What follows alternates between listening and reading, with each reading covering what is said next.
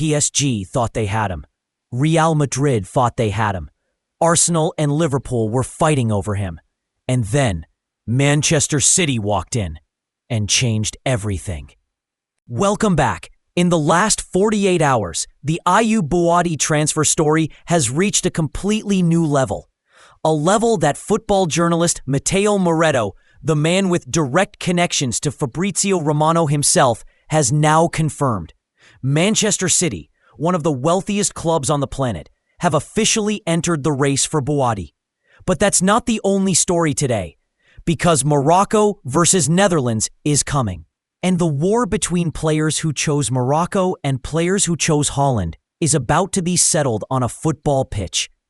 Today, we cover everything. Let me start with something that most channels won't explain to you. There is a media war happening around Morocco right now, and you need to understand how it works. On one side, French publication Le Parisien ran a headline this week that on the surface looks like analysis. They asked, what awaits Morocco after the group stage? And then mapped out a potential path to a quarterfinal against Germany or France. Sounds flattering, but read between the lines. They're building pressure. They're framing Morocco as favorites before the knockout rounds even begin. Not to praise them, but to load the psychological weight onto Mohamed Wahabi and his players.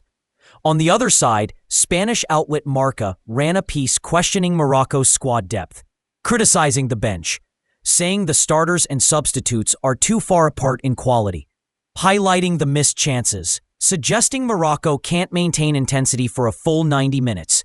Two different approaches. One shared goal: to stabilize Morocco before the Netherlands match, because Europe has understood something. If Morocco beats Holland, the impact goes far beyond football. Every dual nationality talent in Belgium, Netherlands, France, and Spain will watch that match, and the ones who chose Europe over Morocco will feel something they cannot ignore. Now let me tell you about the real story inside Morocco versus Netherlands. This is not just a round of 32 match. This is a direct confrontation between players who chose Morocco and players who chose Holland. Hakim Ziyech, Netherlands never wanted him enough. He chose Morocco, and Van Basten himself admitted nobody pushed for Ziyech to stay Dutch. Noussair Mazraoui, from the very beginning, before Holland could even properly approach him, he chose Morocco. The Dutch Federation lost him before the conversation even started. And then there are the players who went the other way. Moroccan heritage players who chose Netherlands. And former Real Madrid player Rafael van der Vaart said it openly. Some players go to Morocco simply because Holland doesn't want them. That statement landed like a grenade in Morocco, because the answer to that statement will be delivered on June 9th in Mexico. Not with words, with football. And Ibrahim Afellay, another Dutch Moroccan who had previously criticized Morocco, will be watching. And what he sees that day will stay with him for the rest of his life. The FIFA website published an article this week, official, titled, "Could this be the year of the Dutch?" On the surface, a standard preview piece, building up Netherlands going into the knockout stage. But read the final paragraph. They wrote, and I'm quoting directly, "Despite their goal-scoring form, past tournaments have taught the Dutch that celebrating before the final whistle is never wise. And against Morocco, beautiful football alone will not be enough to secure victory." FIFA's own website saying that beautiful football alone will not beat Morocco. That is not an accident. That is an acknowledgement from the governing body of world football that Morocco have fundamentally changed the calculus of this tournament. Morocco are ranked 6th in the world, higher than Netherlands, higher than Belgium, above every African nation by a margin that makes comparison almost irrelevant. This is not a surprise anymore. This is the standard.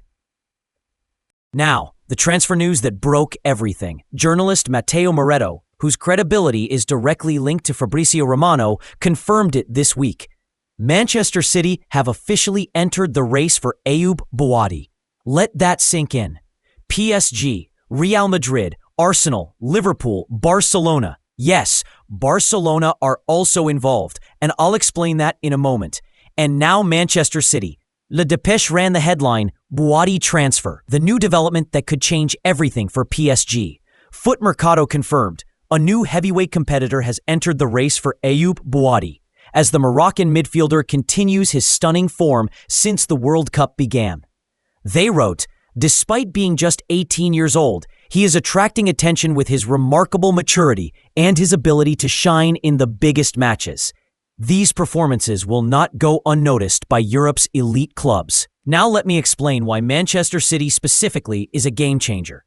City have the financial power to meet whatever price Lille president Olivier Letang sets, and to outbid Real Madrid, PSG, Arsenal, and Liverpool simultaneously if necessary.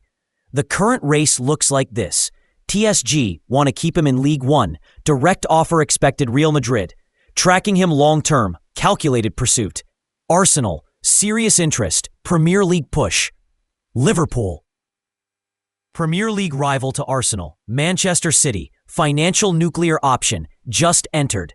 Barcelona, yes, Barcelona.